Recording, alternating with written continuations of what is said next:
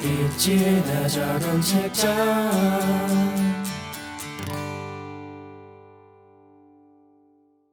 일반인은 투자 전문가를 이길 수 있을까? 아마도 대부분의 사람들은 투자 전문가의 손을 들어줄 것이다. 하지만 아마추어 투자자가 승리할 수 있다고 주장하는 사람이 있다. 월스트리트 역사상 가장 성공한 펀드 매니저, 월가의 영웅 피터 린치가 그 주인공이다. 투자 전문가인 그가 왜 그런 주장을 할까? 그의 아버지는 보스턴 칼리지 수학과의 교수였다. 그런데 린치가 7살인 해에 암으로 세상을 떠나면서 그는 남들보다 일찍 돈의 소중함을 깨닫게 된다. 그래서 그는 돈을 벌기 위해 11살 때부터 골프장에서 캐디 아르바이트를 시작했다. 그는 골프장 손님들의 주식 이야기를 귀동냥하면서 주식에 대한 관심을 키워나갔고 보스턴 대학에 재학 중에도 캐디로 일하며 장학금을 받았다. 어느 날 손님으로 온 투자회사 피델리티 인베스트먼트 사장 조지 설리번과 인연을 맺게 된 그는 나중에 피델리티에 입사하게 된다. 사실 피터 린치는 한국이랑 인연이 깊다.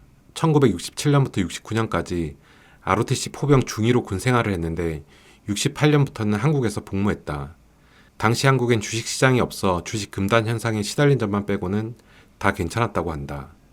전역 후 1974년부터 77년까지 피델리티 주식 분석가로 일하고 77년 드디어 피델리티 마젤란 펀드를 맡으면서 펀드 매니저 경력을 시작한다. 1977년부터 1990년까지 그의 마젤란 펀드는 연평균 29.2%라는 엄청난 수익률을 기록했다. 마젤란 펀드는 1,800만 달러에서 무려 140억 달러로 660배나 성장해 세계 최고 펀드로 우뚝 솟았다. 그러나 재밌는 사실은 마젤란 펀드에 투자한 투자자 중 과반이 오히려 돈을 잃었다. 그 이유는 마젤란 펀드의 수익률이 높아지면 펀드에 가입하고 수익률이 낮아지면 환매하는 마치 우리가 오르면 사고 내리면 파는 것처럼 감정적 대응을 했기 때문이다. 피터 린치는 기업의 경쟁력을 분석한 가치 투자로 주식의 상승과 하락에 일희일비하지 않았기 때문에 높은 수익을 얻을 수 있었다. 그는 발로 뛰어서 얻은 정보가 고급 정보고 시간과 노력을 투자하지 않고서는 주식 투자에 성공할 수 없다는 신념을 철저히 지킨 사람이다. 가장 확실한 투자 정보는 기업 방문에서 얻을 수 있다는 것이 그의 소신이었다. 사람들이 보통 부동산에서 돈을 벌고 주식에서 돈을 잃는 것은 당연합니다. 그 이유는 집을 고르는 데는 몇 달을 투자하지만 주식을 고르는 데는 10분도 쓰지 않기 때문입니다. 그렇게 그는 전설적인 투자가 워렌 버핏, 존 보글, 벤저민 그레이엄, 필립 피셔 등과 어깨를 나란히 하게 된다. 피터 린치는 큰 부와 명성을 얻었지만 저서에서 펀드 매니저 생활은 무지 힘들고 괴로웠다고 몇 번이나 언급했다. 그 이유는 그는 항상 철저한 부산 투자로 1,400개가 넘는 주식을 보유하고 있어서 관리하기가 쉽지 않았기 때문이다. 거기다 새 종목까지 발굴하러 다녀야 해서 힘들 수밖에 없었다.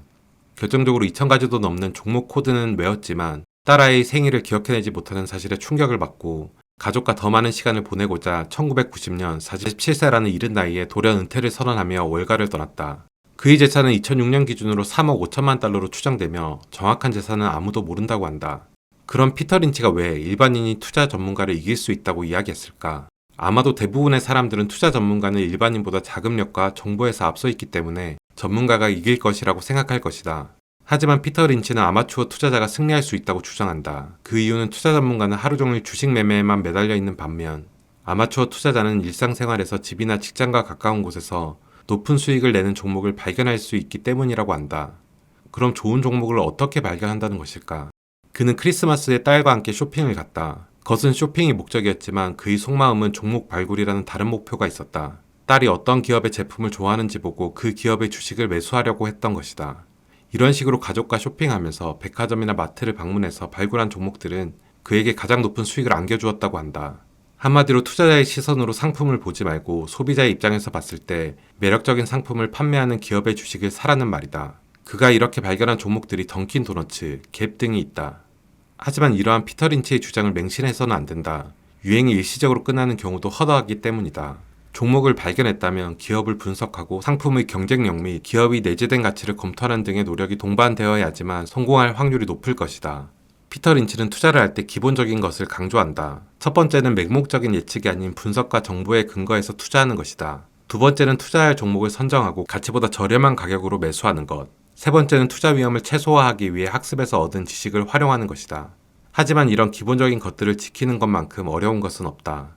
고점이라고 생각했던 주식이 몇 달 후에 보면 2배 상승을 했다거나 저점이라고 생각하고 산 주식이 얼마 지나지 않아서 계속해서 하락하는 경우는 주변에서 흔히들 들어본 이야기일 것이다.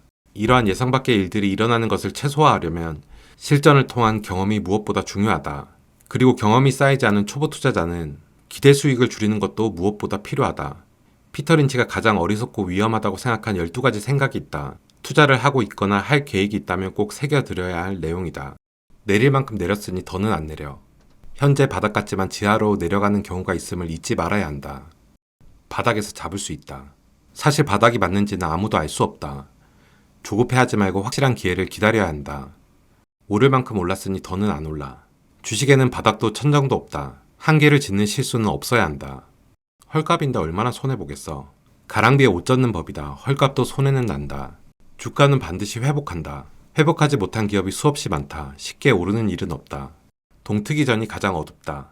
최악의 상황에서 절대 지금이 최악이라고 생각해서는 안 된다.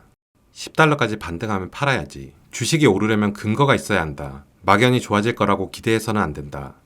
걱정 없어. 공익사업주는 안정적이야. 망하지는 않겠지만 아무리 공익사업을 하더라도 내실이 나쁘면 주가는 계속 하락할 것이다. 얼마나 더 기다려야 하나? 투자를 결정한 이유들의 변화가 없다면 인내심을 가져야 성공할 수 있다. 사지 않아서 엄청 손해봤네. 다른 사람의 이익을 손해로 생각하면 안 된다. 꽝 대신 닭이라도 잡자. 종목 선택을 기분에 따라 해서는 안 된다. 주가가 올랐으니 내가 맞다. 아니면 주가가 내렸으니 내가 틀리다. 주가가 오르고 내릴 때 자신의 지혜가 맞았다고 생각하지만 단순히 운이 좋았을 수도 있다. 맞고 틀림을 반복하면서 수익이 나는 것이다. 이런 피터 린치의 말들을 바탕으로 우리의 투자가 얼마나 잘못된 방향에 있는지 한번 생각해 보는 건 어떨까요? 이상 피터 린치였습니다.